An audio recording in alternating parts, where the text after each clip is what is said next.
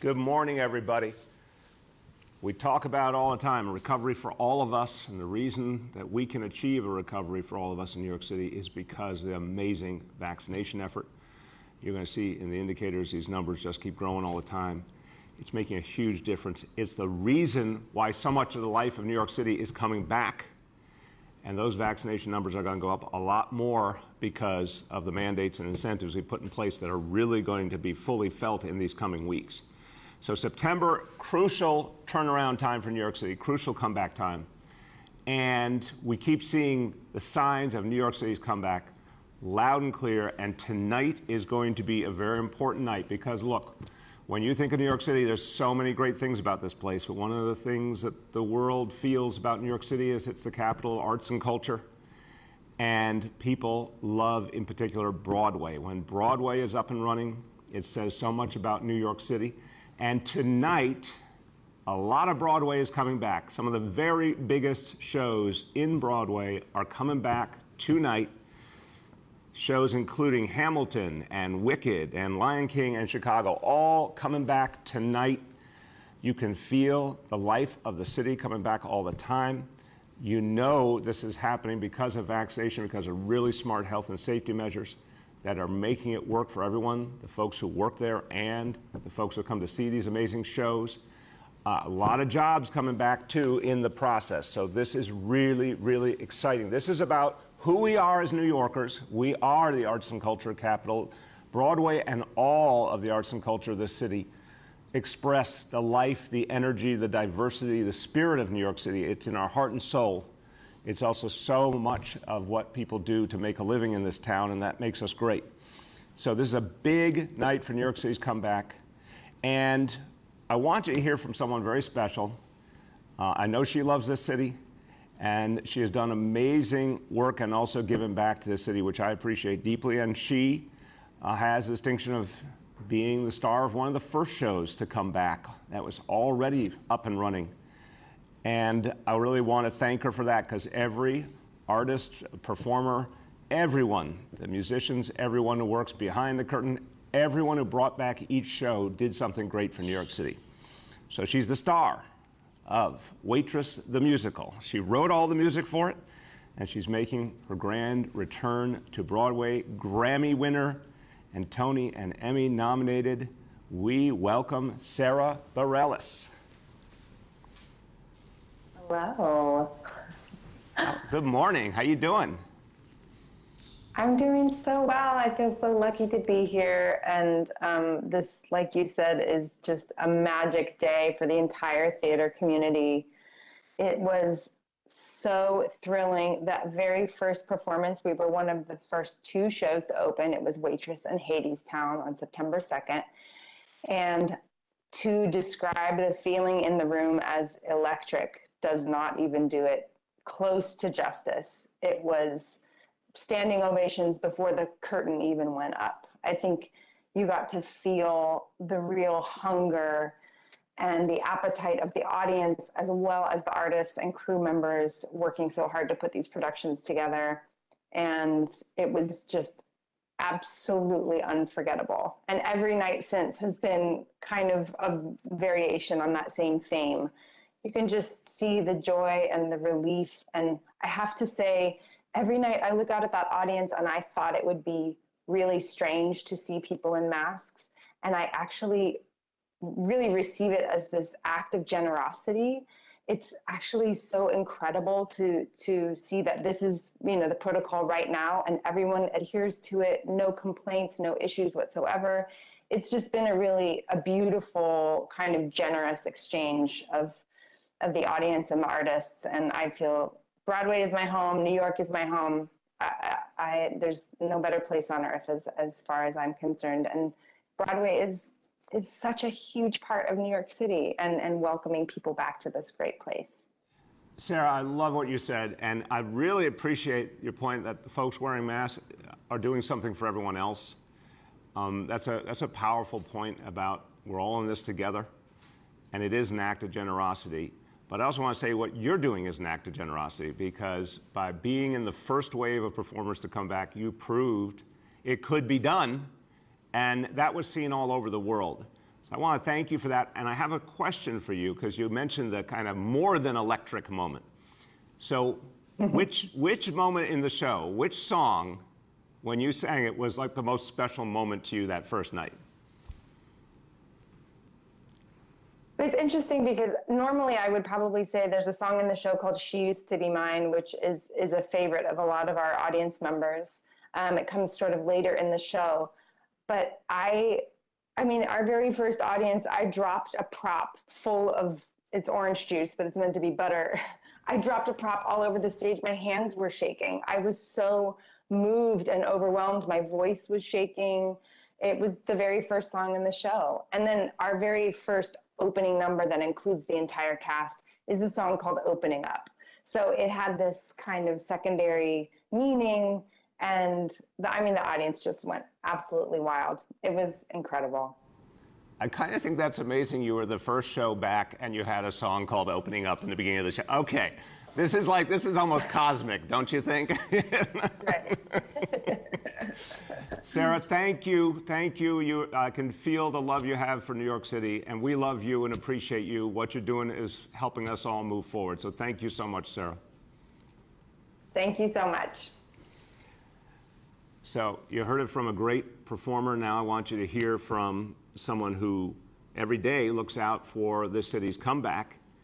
And he and his family have contributed for 3 generations to this family, to the good of everyone. But he is focused particularly on our economic comeback, and Broadway means so much to us. It's also a crucial part of bringing back the jobs, bringing back the economy. I want you to hear from the chair of the Economic Development Committee and the City Council, Councilmember Paul Vallone.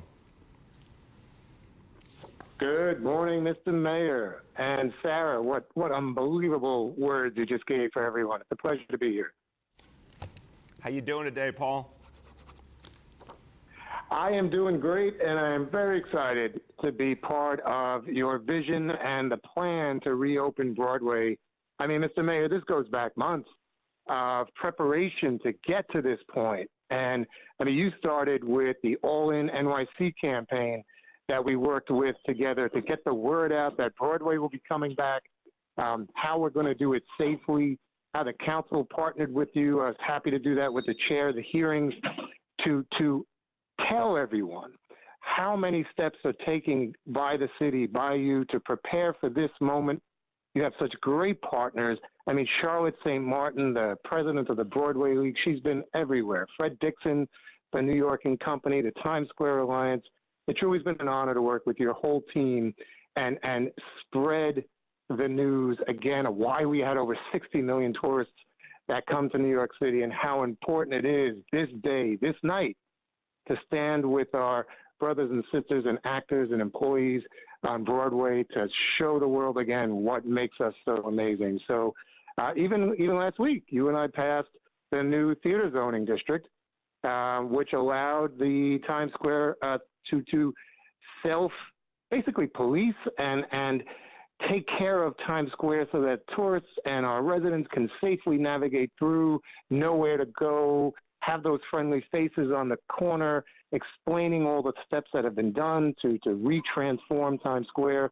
It truly has been an honor to work with you on this. Well, thank you so much, Councilmember. Thank you for everything you've done, and that legislation was so important. Thank you for being one of the people who made that happen. Times Square has been coming alive more and more each week. I was just there a few days back with the Ferris wheel, which was wonderful, but we all were saying that day, but this was the day we were looking forward to when the big shows started to come back and folks really thronged to the area. That's going to be great for the energy and life of the city, great for the jobs. So thank you so much for your support. And I got to tell you, I am excited because what I'm hearing from a lot of folks in the business community is they're very pleasantly surprised by the number of tourists already, obviously overwhelmingly domestic, but we're going to see a huge surge when international travel intensifies. Folks have been yearning to get back to New York City, and we have a massive advertising campaign all over the country, all over the world that's going to help encourage them to come back. But one of the things people want to see the most is Broadway. So Broadway is back, coming back more every single week. And if you want another example of New York City Yeah, we're the center of the universe. It's true. Everyone wants to be here. This is the place to be. And last night that was quite clear at the Met Gala.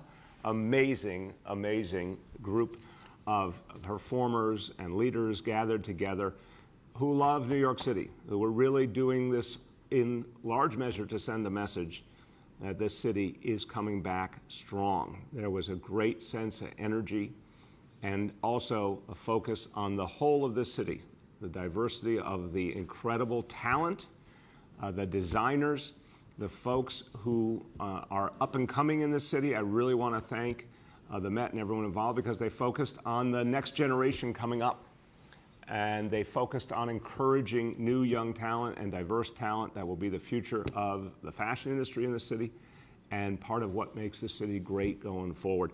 I want to make a personal thank you to 3 designers, Drew Beckenberg, who created the clothes that Dante and I wore, and Fee Noel, who created the beautiful dress for Charlene, and Pamela Love, who did Charlene's jewelry. All Brooklynites, 3 independent designers from Brooklyn. There you see them. Amazing stories, up-and-comers, folks who lived, in the case of Drew and Fee, the immigrant story from the Caribbean, came here with little, made something amazing happen. And last night was an affirmation of New York City and everything great, and that we have a very bright future.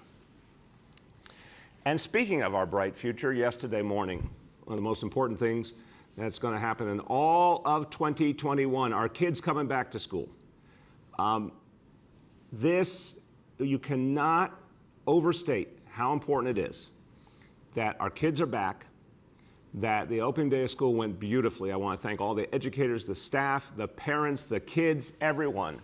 A beautiful, wonderful opening day of school, which is a big deal when you think about the fact that most kids haven't been in a classroom for a year and a half, and yet the entire engine went on instantly. I was at PS 25 in the Bronx, great energy, just excitement. Everyone was ready.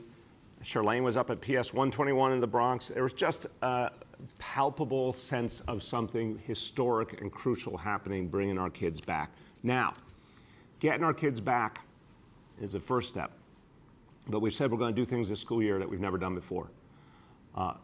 We're going to focus not only on the academic needs of our kids, but the emotional needs as well. So you'll be seeing the mental health screening to make sure we help all the kids who have been through so much, but also the academic screening, never done before. This has never been done before on this level. All our kids will get an academic screening. And now this fits into something we'll be talking about a lot more in the coming weeks, literacy for all. We have a major new effort to build upon the success of 3K and pre-K and continue it on through kindergarten, first grade, second grade.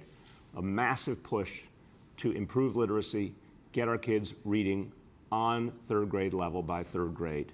The chancellor already out there this morning at the Marsh Avenue Expeditionary Learning School, working with kids on writing exercises. We're going to have a focus like never before on that most essential measure, getting kids able to read early in their lives, which opens up all the other doors. You're going to be hearing a lot about this. It's very, very exciting. And the reason we're able to do it is because our schools are safe. The reason we're able to do it because of all the work that went into that gold standard of health and safety measures. Incredible commitment of everyone who works in the school community. We have in place, obviously, coming up in the next couple of weeks, a vaccine mandate for all the adults who work in our traditional public schools. We're climbing the ladder again today, and as of today, we will be mandating for that same date, September 27th, for the adults, let me get it right, for the adults who work in our charter schools that are not in public school buildings. The ones that are already in public school buildings were covered by the previous vaccination mandate. And that's about 191 charter schools are in DOE buildings. For the adults in those schools, the teachers, the staff, they have the vaccine mandate already active on September 27th. Now we're going to reach the 203 charter schools that are not in Department of Education buildings. So for all staff and teachers in those 203 charter schools not in the DOE buildings, we'll have the full vaccination mandate in place for September 27th. Just the exact same approach as we're taking with the DOE staff and teachers. We know that when all the adults in the building are vaccinated, it keeps everyone safe. And it helps move us forward and allows us to do the amazing things that we're going to be doing to reach our kids this year in a whole different way. We went through a lot, but in the process, we also learned a lot. We're going to be doing these screenings. That is a result of coming out of this crisis and realizing we could universally screen our kids in a new way. We have digital learning in ways we never had before. A lot of innovation has occurred, even in the midst of crisis, that now is going to allow us to do new things, particularly in the area of literacy. So we'll be talking a lot about this in the weeks ahead. We're going to turn this into something very big for the kids in New York City. Now, obviously, our recovery depends on so many things. We've talked about our cultural community. We've talked about our schools. Now let's talk about getting New Yorkers around. The ability to get around this city is crucial to our comeback. Creating a cleaner, greener city, crucial to our comeback. Big announcement later on today. It's going to be the good shape of things to come as we do more and more to get people to use bicycles in this city and experience all the alternative forms of transportation that help people get out of their cars, help our roads to be less congested, help our environment to be cleaner. And the State of the City remarks earlier this year, the video we did, we talked about our Bridges for the People plan. And the idea is to make it easier and easier for people to get around in ways other than the car. Today, we'll be cutting the ribbon on the Brooklyn Bridge bike lane. This is very, very exciting. We have banned cars from that lane. It will be all for bike riders. A lot of people worked a long time for this day, and everyone knows that the bike lanes that existed in the Brooklyn Bridge really weren't working as they got more and more crowded. We had to do something different. Here it is. Someone who's very excited about it, who represents communities on both sides of the bridge, and he's also the chair of the Housing, Construction, and Community Development Committee in the State Senate. My pleasure to introduce State Senator Brian Kavanaugh. Great. Thank you so much, Mr. Mayor. It's really terrific to be here. And I will note that it's really not that long ago that we convened to talk about the beginning of this project. The city is getting it done early and in very rapid fashion. And, you know, as I said a few weeks back when we were here, doing the Brooklyn Bridge is important because it is a tremendous connector. We have a lot of people using bikes to get around, but it is difficult to get safely from one borough to the next, and creating a really well-protected bike lane on the Brooklyn Bridge is a really big step. So this is a modest thing, but it's part of a very large transformation that this administration is focused on very successfully. And of course, doing the Brooklyn Bridge, which is of course an icon of New York City around the world, I think is also important to convey that we really are looking toward the future and bringing our infrastructure into what are, you know, the standards of many great world capitals. So it's really terrific. I look forward to the ribbon cutting later today. Senator, I really want to thank you. You have been dogged on this issue. Dogged's good in this case. So, you know, you have been persistent on the notion that we could do things better and that we could find an alternative. And, you know, I really want to thank you. We've had many conversations over the years about the ways that government could be more creative, more responsive. And here's an example of something that some said couldn't be done, but it actually is being done. And I think it's going to make people's lives better. So thank you for always pushing us to find the next good thing. Thank you. All right. Now, we've talked about a lot of things that are crucial to come back to New York City, but we also have some real challenges to discuss that we have much more work to do on. And we understand when we look at the last year and a half, COVID disrupted life in the city, profoundly created massive consequences, not just a horrible loss of life, the illness, created disruption and major challenges in many other parts of life in the city. And we have been piece by piece putting things back together, engineering recovery, moving things forward, but we still have a lot of work to do. I am particularly concerned today, and I want to talk about the situation on Rikers Island. We have a situation that is just not acceptable and has to change fundamentally. Our new commissioner for correction, Vinnie Schiraldi, has been doing a lot of work to quickly make changes. We're going to use emergency orders to make some very intense changes in the situation. We're going to be bringing in additional help from a crucial sister agency, the NYPD, to help with certain discrete functions that will take pressure off the Department of Corrections so correction officers can go and take care of other tasks. We need to do some things very, very differently. A lot of work has been happening over the last few months trying to address each individual problem. And Commissioner Schiraldi has been very blunt, to his credit, about the challenges we face, some of which are historic, some of which are from COVID, some of which are areas where we just need to find new and different solutions that we haven't had before, but we got to find them. Everything goes back to the problem of Rikers Island itself. We need to get the hell out of there as quickly as possible, but in the meantime, we have immense challenges. So we're going to use executive powers to address some of these, the NYPD to address some of these, but let me go over the points. We have a 5-point plan announcing today, the Emergency Rikers Relief Plan, and it's going to allow us to do a number of things quickly and differently. First of all, I mentioned the NYPD. We're going to bring in the NYPD to provide the staffing support in the courts as many places as we can. It'll start at one level, but we hope to ramp up from there quickly, so that in our court buildings, rather than correction officers having to be there, NYPD officers can cover that role. Correction officers can be back at Rikers where we need them. The NYPD has operated in the courts, obviously, for a long time and handled these kind of roles. That's going to be a crucial piece of the equation. Also, we have to speed up the intake process at Rikers. This is a fundamental problem.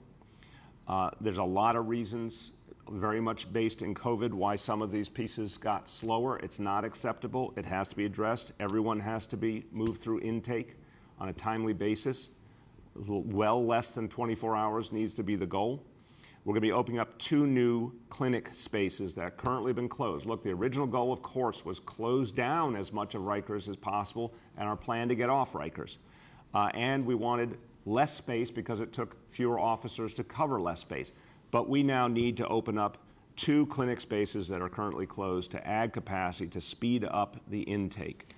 This is an example of something that we get the ever-changing dynamics we're facing, but we need to do something differently. We'll have that up by Tuesday. Emergency contracting. There are areas in Rikers that need immediate work, broken doors, there's cleaning that needs to be done immediately. We can do that much faster with emergency contracting. That will be part of the executive order. The additional areas we need to be clear about expanding the medical capacity. In Rikers, we'll be using contract medical providers to evaluate officers to make sure every single officer is on duty who should be on duty. Anyone who's out sick for more than 1 day will have to go to a doctor for an evaluation or provide appropriate documentation. If they don't, there'll be suspension without pay for 30 days. And any staff member who is AWOL will be held accountable with a 30-day suspension without pay. We understand tremendous challenges have existed in Rikers before the pandemic, and the pandemic made them worse. We understand it's tough work and a tough environment. But folks not showing up for work is unacceptable. And when any officer doesn't show up for work, they actually put every other officer in danger, and that's not acceptable. So we're taking these actions to relieve pressure on the situation and to help us move forward. And we'll continue to evaluate regularly what the city can do, and I mean daily, to keep adjusting the situation. But I've said this before, and it's true. The city cannot do this alone. We are dealing with a structural problem here, a fundamental problem, and a lot of it based in COVID. And we cannot continue to have a situation where more and more people go into Rikers, but there's no place for them to go out of Rikers, which is how the system has been designed. We need to get back to a fully functioning criminal justice system. We got 1,500 people who've been held for over a year. That can't continue, so we need help on the state level. I've had very good conversations with Governor Hochul and Lieutenant Governor Benjamin. I want to thank them for being receptive, for being communicative, for caring, wanting to figure out what can be done. We are talking constantly to address these issues.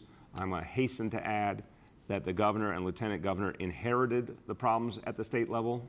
They are now working to fix those problems. I want to thank them for that. One of the most obvious steps, the Less is More Act, passed by both houses of the legislature. We need help.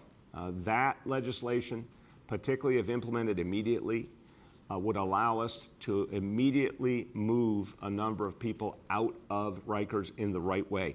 There's a powerful op-ed today by Manhattan District Attorney Cy Vance and his soon-to-be successor, Alvin Bragg, and they speak with one voice, and they make the point that there are certain technical parole violations that are holding a lot of people in incarceration who don't need to be there. It's creating a problem across the board. A quote from their op-ed, New York State incarcerates more people for parole rule violations than anywhere else in the country. And they say further, New York can go from worst in the nation on parole to once again leading our country on smart criminal justice policy. We do not want to hold people in on the technicalities. We want to make sure that the system is working. When people have done serious offenses and violent offenses, there need to be consequences. That's where our energy needs to be. On technical violations, that's not where our energy needs to be. That's what the Less is More Act clarifies. We need it signed. We need to move forward. Further, the state, and I've had this conversation again with the governor, appreciate her willingness to hear and think about how they can solve this problem. We're asking the state to take all of the inmates who are scheduled for transfer to state facilities to do that in every case within 5 days of that transfer being arranged. Every single day matters here. Everyone who could go to another facility appropriately and should takes pressure off the situation at Rikers. We're asking the state's help there, and then something you've heard from me for now over the whole last year, we've got to get the larger criminal justice system up and running.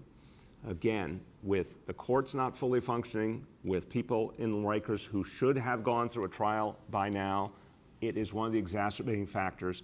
I want to ask the Office of Court Administration to please schedule 500 of the cases of people right now in Rikers. Again, 1,500 people held for over a year awaiting trial. Schedule at least 500 of those cases now to start the process and help us move forward. Another thing Office of Court Administration can do, urge judges and support judges in using supervised release for non-violent offenders. Non-violent offenders. Using supervised release instead of pretrial detention at Rikers will help relieve pressure on the situation in a safe, smarter way. Look, for years and years we made progress. NYPD led the way. Fewer and fewer arrests while driving down crime. We ended the era of mass incarceration. We drove incarceration to the lowest level it had been in decades and decades. We then got hit by the pandemic, which has created so many challenges. We have to recreate our progress, reduce incarceration the right way, get to that new community-based jail system, get out of Rikers.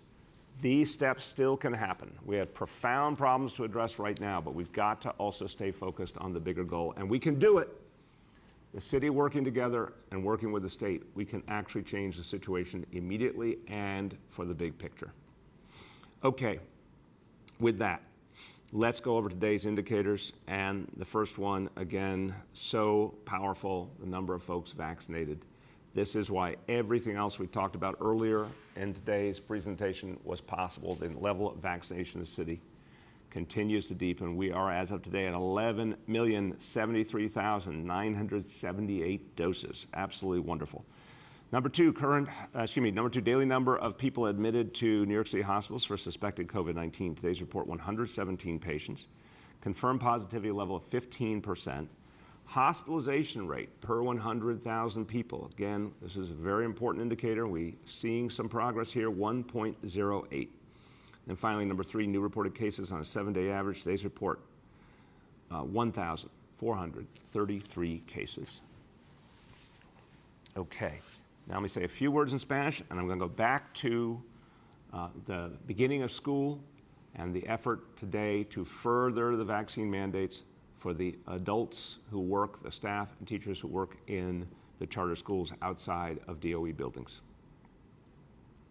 Ayer fue un increíble y mágico primer día de clases. y vamos a seguir así. Comenzando este mes, todos los maestros y trabajadores de escuelas charter tendrán que ponerse la vacuna. Tenga la certeza de que sus hijos estarán seguros yendo a clase. With that, let's turn to our colleagues in the media, and please let me know the name and outlet of each journalist. Good morning. We will now begin our Q&A. As a reminder, we are joined by Health Commissioner Dr. Dave Choksi, Dr. Mitch Katz, President and CEO of New York City Health and Hospitals, Chancellor Misha Ross Porter, First Deputy Mayor Dean Foulahan, Marco Soler, Director of the Mayor's Office of Criminal Justice, Department of Corrections Commissioner Vinnie Schiraldi, and MOM Commissioner Ann Del Castillo. Our first question for today goes to Andrew Siff from NBC. Morning, Mr. Mayor and everyone on the call. Mayor, I wanted to ask you about school attendance. The DOE initial number is 82.4%, which is clearly better than some people feared or thought might happen, but not as high as the last time we had a first day of school before the pandemic when it was about 90%. And if that number holds and our math is right, that would be about 80,000 kids who weren't there. And I'm wondering how you're tracking that and how concerned you are that there might be tens of thousands of kids who are staying home right now. Andrew, let me go over the number. Thank you for the question, and it was an informed question. I thank you, but let me give you the facts so you can see the perspective I am taking of this. 82.4% is the initial information, but we know we don't have full reports from all our schools. So there's still several hundred schools where we need to clarify the information, but 82.4% is our working number right now. When you compare to the same time last year, 2020, combining in-person and remote, that first day was 80.3%. So again, we understand there's a disruptive reality to all the changes we've been through. I see this as a very strong number. Compared, you're right, when you look at 2018, 2019 was just about 90%, 2018, 89.5%. We've got some ground to make up. I'm very confident we will. I think what you're going to see in the next few days is more and more kids coming in. So what we now know is the vast majority of kids showed up ready, enthusiastic. I think you're going to see more and more kids come in the next few days. Schools are going to be reaching out, having conversations, making sure parents have all the information they need. This is a really good number for the first day, and it's going to grow rapidly in the coming days. Also, really important to note, and this is good news because we have the vaccination sites up in all the schools that have kids at 12 years old and over. Yesterday alone, 1,359 new vaccinations administered in the school buildings. Again, you're going to see that number continue to grow. And for our 12 to 17-year-olds, we're now over 68% vaccinated at least one dose, and that number keeps climbing. So very strong start, more to do in the coming days, but very strong start. Go ahead, Andrew. You spoke about the Met Gala. I was wondering if you happened to notice Congresswoman Ocasio-Cortez's outfit, what your thought was on that.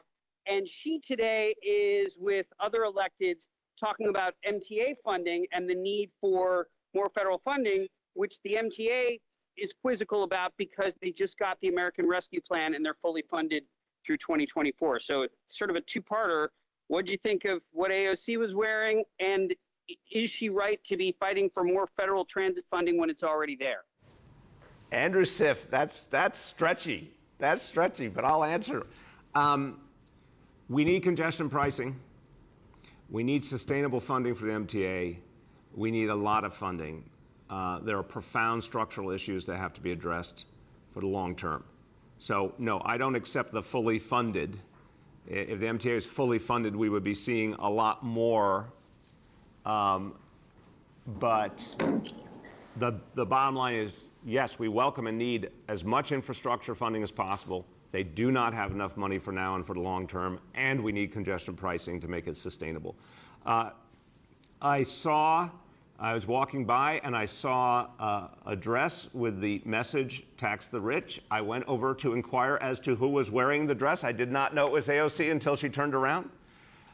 We had a really nice talk. As she is expressing her true belief that we need to make sure everyone pays their fair share, and I commend her.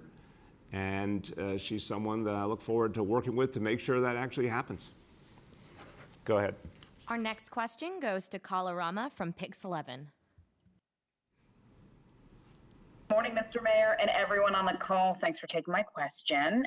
Similar to Andrew's talking about the attendance rate, I want to know what's the plan for outreach for the kids who did not show up. I know that you hired new social workers. I want to know more specifics on how long you plan to wait until you do reach out and what that outreach will be like. I'll turn to the Chancellor, Kala, but I'll say it's immediate. This is what schools do every year. They want to make sure every child comes in. If there's any concern or issue, reach out to the family. Make sure to get the kids in. This happens not only in the first days, it happens for the first few weeks every year. So in terms of how that happens, the Chancellor is not only a Chancellor, she's a former principal, she's a former teacher. She can tell you from the ground level how it works. Chancellor, congratulations on a great day yesterday. Yes, thank you. And I'm excited. I'm here in Staten Island today.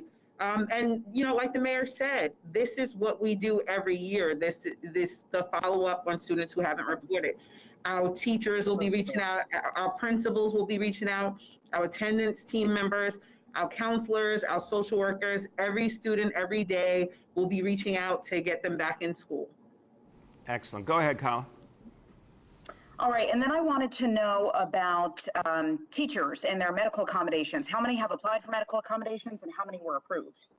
I'll turn to the Chancellor again and just say, you know, we went through a very rigorous process and arbitration where the rules were very different this year than last year, and the dynamics were rare, and the way it's structured, it will be a rarity for someone to need a medical accommodation, because what we have is vaccination, which almost everyone can receive medically. So I'd like to do two things. I'd like the Chancellor to speak to that, and then Dr. Choksi, just on a fact level, to remind the public of how the vast, vast majority of people can be vaccinated and do not have a medical reason why they can't. So to the numbers first, Chancellor. Yeah, so we're not seeing high numbers. We don't have final numbers yet. We're monitoring the system, and you know, as the mayor says, we don't expect the numbers to be expansive because of the limited number of folks that aren't eligible for the vaccination. So we're looking forward to continuing to review the data as it comes in and work with our teachers to resolve the escalations and the requests. Thank you. And Dr. Choksi, how rare is it? Give us your informed opinion. How rare is it that someone is medically unable to be vaccinated? Thank you, sir. And exactly as you said, true medical exemptions are extremely rare. The CDC lays out the specific medical contraindications to vaccination, and they involve having a severe allergy to one of the vaccines or one of the components of the vaccine, but importantly, such that someone cannot receive any of the 3 authorized COVID-19 vaccines. And that situation we know is extremely rare. There's one other thing that I'll say, which is that one of the things that we do hear frequently is that people are concerned about vaccination in the context of underlying health conditions.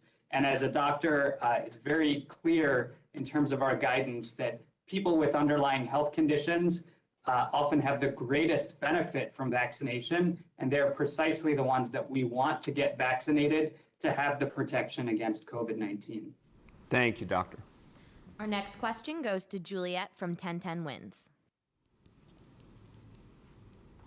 Hey, good morning, Mr. Mayor. Actually glad to hear that we now know who you wore to the Met Gala last night. But I'm wondering, are you planning to attend a Broadway show tonight or in the near future?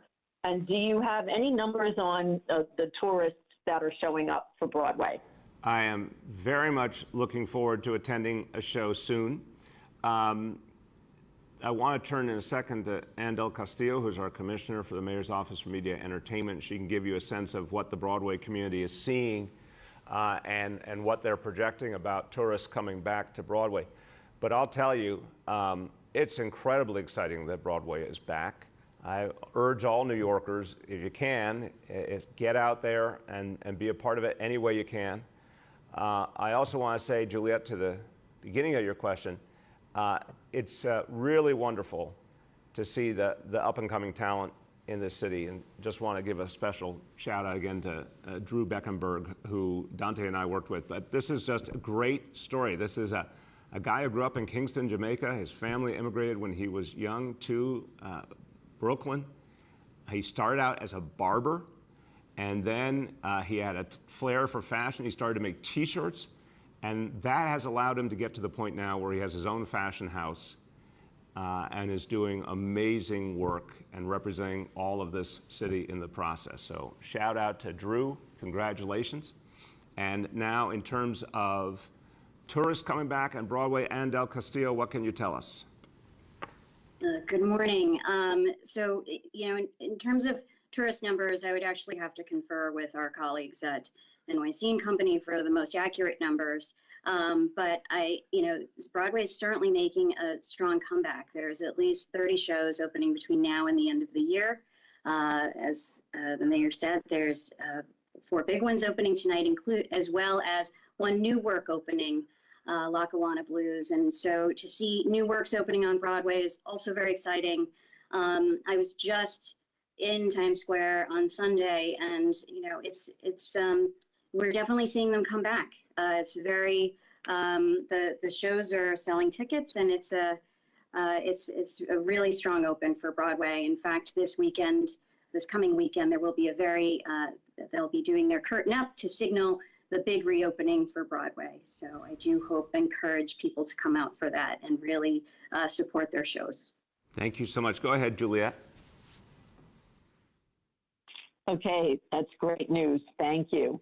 Wanted to also ask you, what happened to the dangerous vehicle abatement program to get serial speeders and red light violator cars off the street? Why wasn't that implemented? Yeah, and Juliet, I want to get clearer answers on that too. This is something that I believe in fundamentally. I was proud to sign that and support that legislation. I understand there was a lot of disruption in every part of our lives and in our city government during COVID, but I want to find out why this didn't happen on a timely basis and then give you a sharp, clear answer, because I'm a strong believer in more stringent penalties. We've managed to achieve some of them already on the state level, on the city level, with the speed cameras. I'm a believer we need consequences, but it also depends on our city agencies following through properly. So I will get you an update on that quickly. Our next question goes to Jillian from New York One. Hi, Mayor. Thanks for taking my question. I wanted to go back to the attendance numbers. Sorry to belabor the point.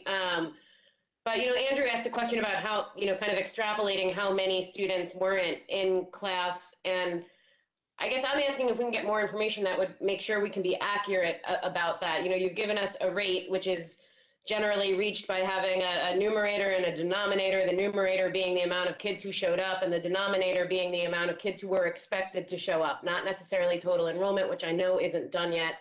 So is there any way that we can have the DOE show their work and tell us how many students they expected yesterday and how many showed up? Yeah, and I really appreciate a very knowledgeable question, Jillian. I know you've covered this beat for a while and you know your stuff. The notion of what's expected in the first day or the first week versus during the month of September, and we know historically that attendance grows over the first few weeks, and also families sort out which school they're going to go to. In some cases, not always resolved by the first day of school. So yes, we'll release the information we have, as you said, show our work. But Chancellor, if you could speak to that point of what your historical experience has been of the difference between what you think the first day is going to be like versus what sorts out over the next few weeks. Chancellor, can you hear me? I know she's out there. Can you hear me? There you go. Can you hear me, sir? Yeah, go ahead. Okay, perfect. Yeah. So, to your point, right, like the first days are different. We had a ton of students showing up, registering at schools yesterday. And so we don't have a number because the number is rolling every single day. More students are registering, more students are showing up at schools. But as the mayor said, as soon as we get to the point where we have full attendance taken across our system, we'll share those numbers. But folks should recognize that those numbers are going to keep changing and growing because we have students, I'm in Staten Island today, there are students showing up at schools registering today. And so it will be a rolling number for some time. Thank you. Go ahead, Jillian. Thank you. I appreciate that. Thanks to New York City Public Schools for teaching me fractions, I guess.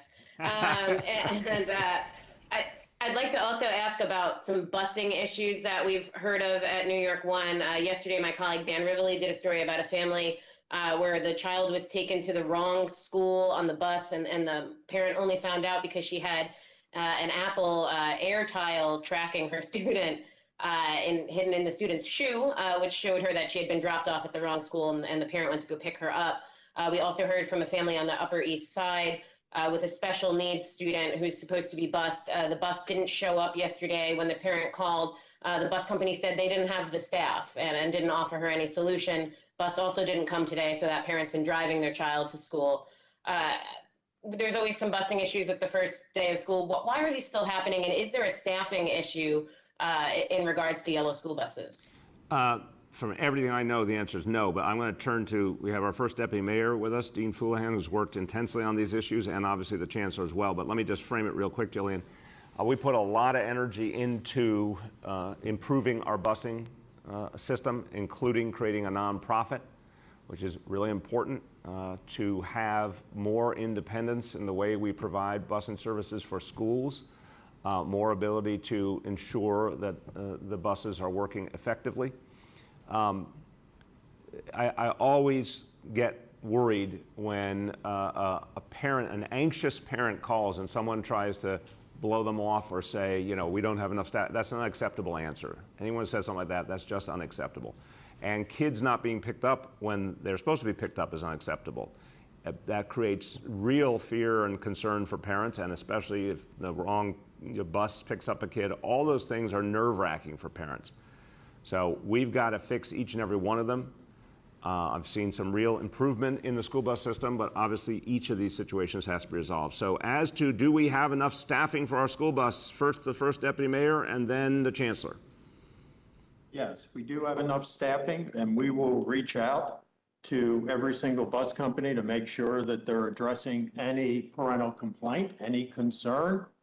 We have a hotline. We make sure that we address those.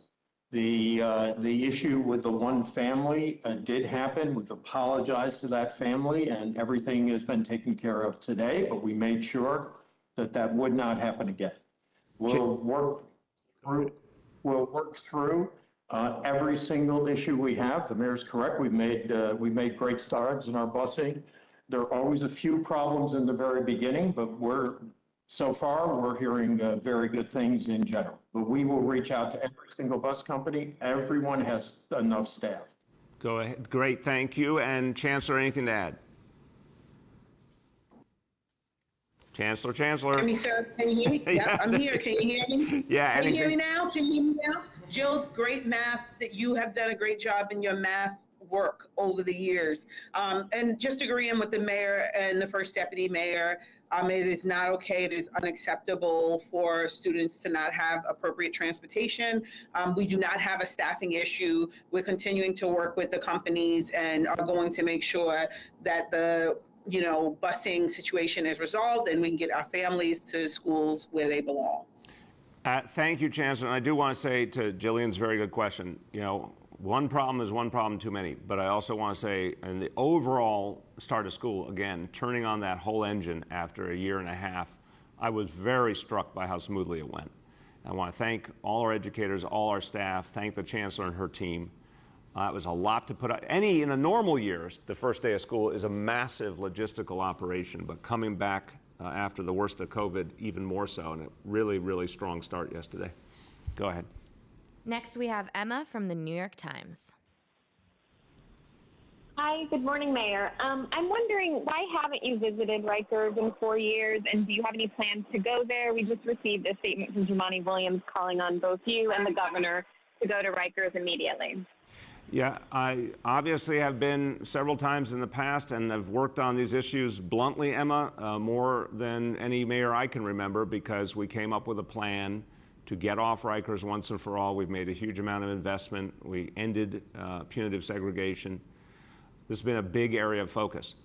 At some point, I'm going to go out there again, but what I want to work on right now is getting these issues fixed. I have a very clear sense of the problems. I'm hearing about them regularly. I need to fix them, and the plan we laid out today is the way to do that. Go ahead, Emma.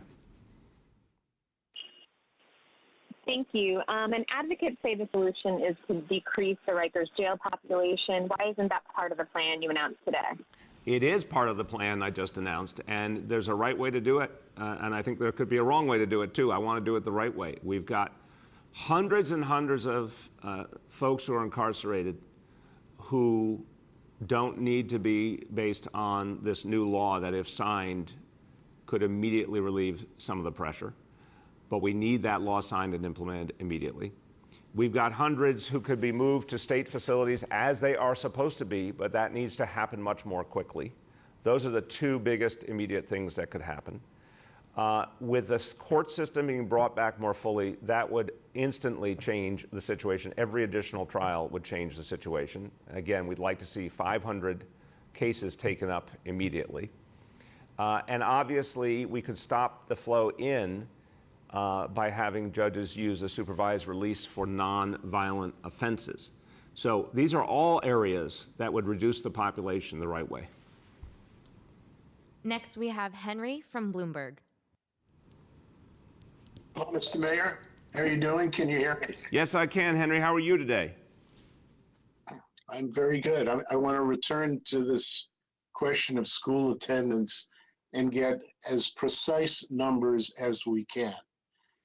As I understand it, the initial back-to-school attendance is 82.04%.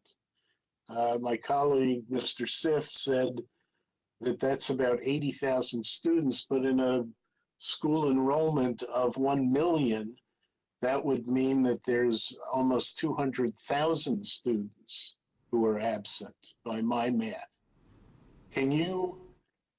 I understand it's a rolling figure and it's going to change, but as of now, what do we know about the attendance yesterday, the percentage, and the number of absentees?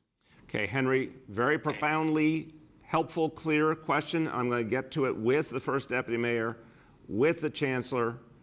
They have, I'm sure, some of this at their fingertips. I'm also going to frame this for a moment, so if they want to pull up any more information, they'll have a moment to do that too. But Henry, you and I often talk about precise definitions. I want to really be careful that you do apples to apples here. The question is not against a base of 100%. That would be a misnomer. That would be an inaccurate way of thinking of things for the very reason the chancellor described. The chancellor spent decades in our public schools and understands the rhythms of what happens in the nation's largest public school system. Take the last 3 years before this one, 2 of which were not COVID years. 2018 first day of school, 89.5%.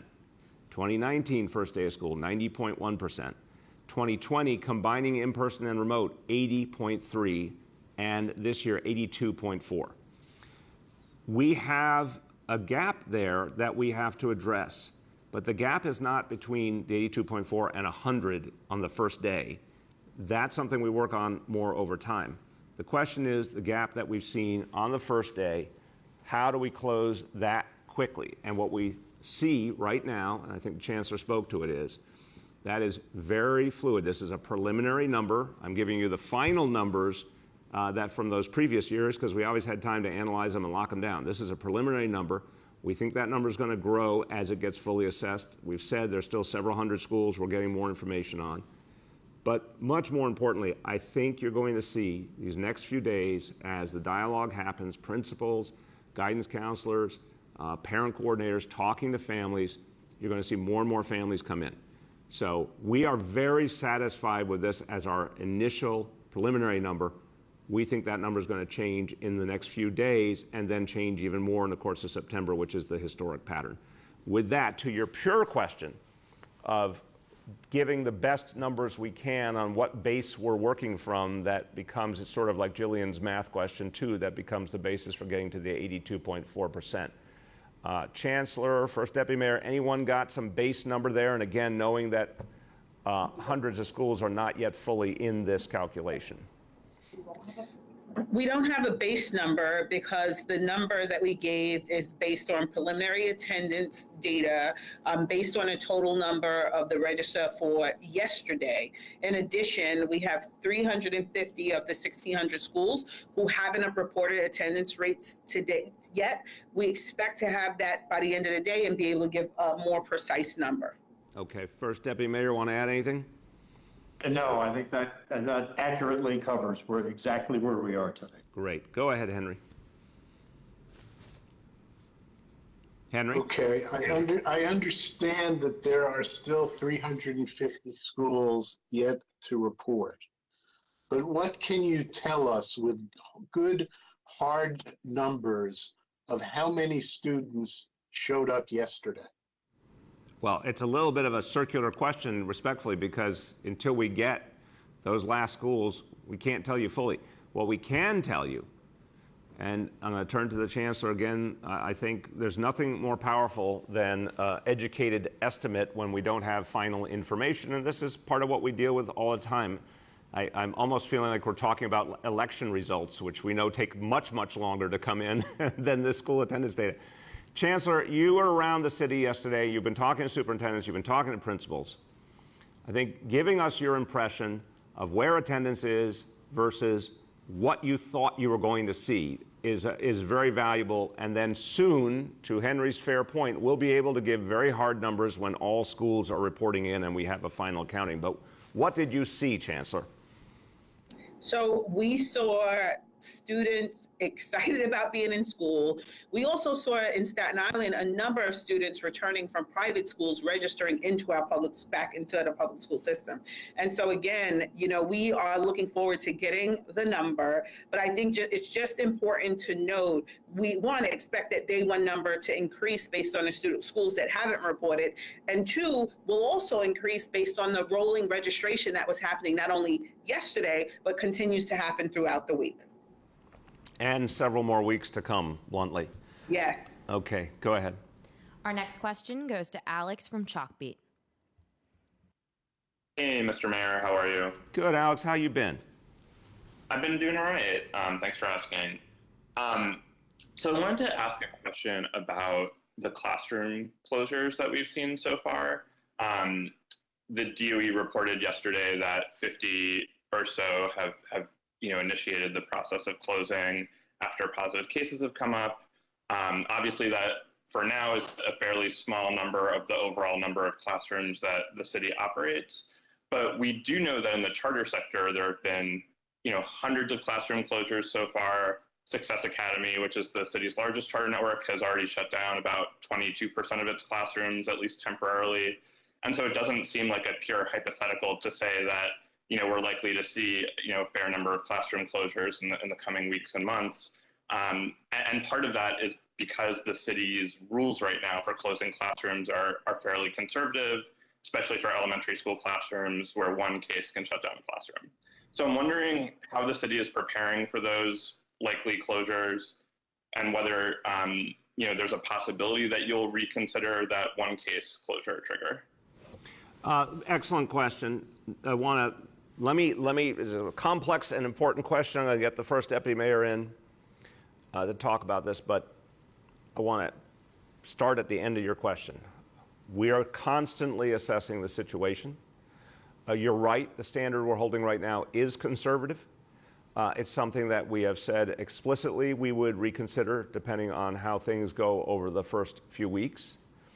So, most important answer to that, yes, that is going to be reassessed, but we're starting with it. Second, I think the numbers are getting kind of mushed together here a little bit, and I think that the number put up regarding the DOE classrooms was not clear. It combined situations where there was a potential classroom closure with situations where there was something different than a classroom closure and called it all classroom closure. That's not helpful. That is being fixed right now. You're going to have new data very shortly. I believe, and Dean or the Chancellor can help me, I believe the base to work from is 48,000 classrooms. I think that's our system-wide number. Someone confirmed, Dean, Chancellor, is that right? Correct. 48,000 classrooms. So as we look at the situation, we'll judge accordingly. Alex, I want to go back and check on the charter experience. I had heard numbers somewhat different than what you reported. I want to respect your report, but I want to assess that closely. I want to go by what we know. What we saw as recently as June in our public schools, normal school year, and then what we saw in July and August in Summer Rising. So all of Summer Rising, 200,000 plus kids, we had 2 school closures and relatively few classroom closures. And Delta was stronger then than it is now, and we always have much more vaccination now. So I again believe this will be a limited reality, but we're going to assess it closely, and we're going to certainly assess the policy as we see things play out. First, Deputy Mayor, in terms of the numbers, or of course, Chancellor, in terms of the true numbers of what's going on in the DOE and the comparison to what we've seen from the charter so far, you want to comment on that? Yes, you're absolutely correct. We are redoing the numbers today. The numbers add actually to the number of classroom closures, so we're going back over them both in the charter sector and at DOE. Stop you. I'm jumping in on you for a second. When you say the numbers add, I'm clarifying for Alex's sake. The numbers add artificially is what I would say. It doesn't present you a clean picture. What we're going to do, Alex said for everyone, is break out actual classroom closures where a child has to go home if not vaccinated versus things that were other realities in school that didn't involve a classroom closure. Go ahead, Yes. Dean. In addition, we will also be listing partial classroom closures because, as you know, in middle school and high school, it won't be necessarily a full classroom closure. Very often, in most cases, it will not. So we are separating that data as we speak today, and later in the day, we'll give you a more accurate reflection of exactly what's happening at our schools and at the charter schools, and the numbers will be lower. Very good. Go ahead, Alex. Also, sorry. So I just also wanted to flag, the DOE said yesterday there are about 65,000 classrooms. So if someone could just clarify whether it's 65,000 or 48,000, that would be really helpful. That would be really helpful. Go ahead. And just following up on the Situation Room, last year the Situation Room was typically open until about 7:30 in the evening. This year it appears to be open. It appears to be closing at around 3:30.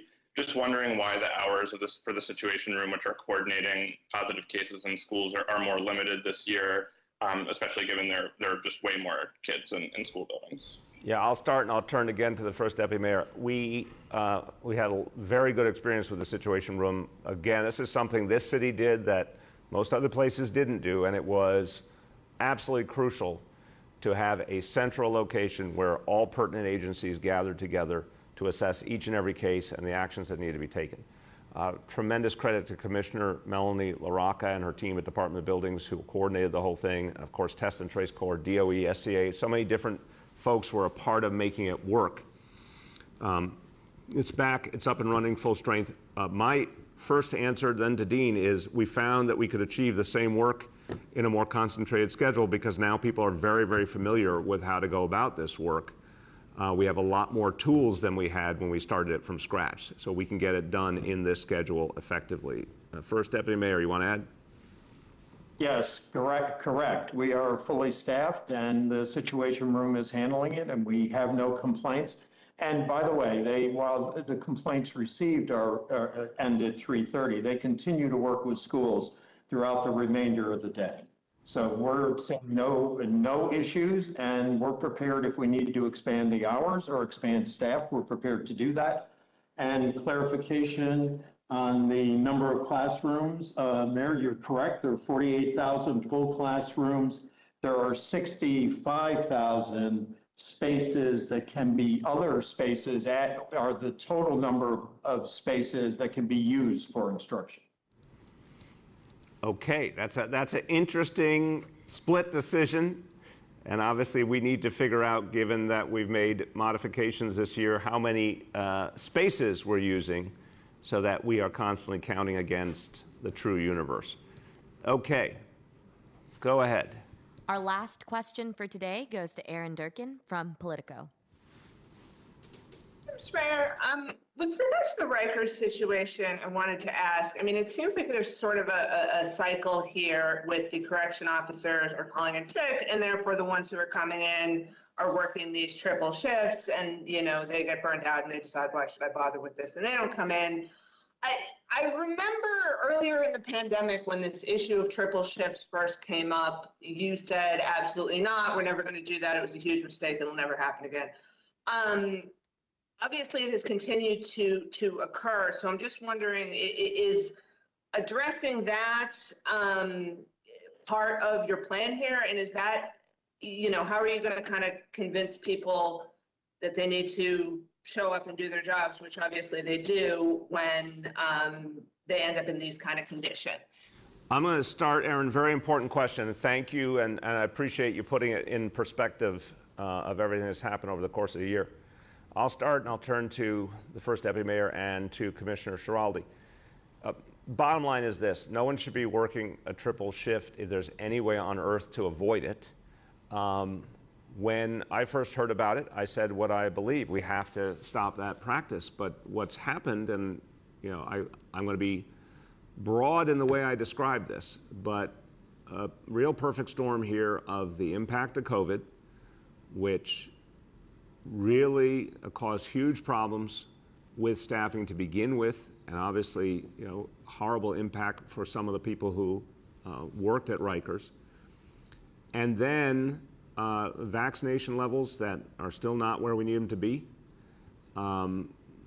Decisions, and you know, I think there's been some messages put out that are not the right messages to the workers, not from the city, from other quarters, discouraging people from working.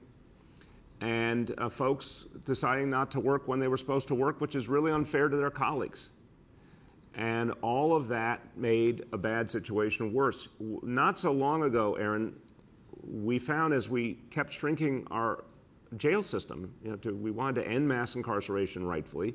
We made the jail system smaller and smaller, fewer and fewer inmates.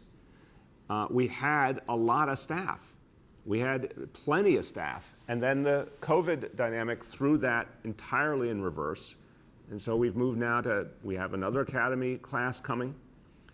And we're trying to do everything we can to support the folks who are doing good work. And so many of our officers do really tough work and do it well. But anyone who is faking sickness is hurting their fellow officer and needs to stop. And we're going to be very aggressive about that. First Deputy Mayor and Commissioner, you want to speak to that? No, you've said it. It's the reason for the 5 points you laid out.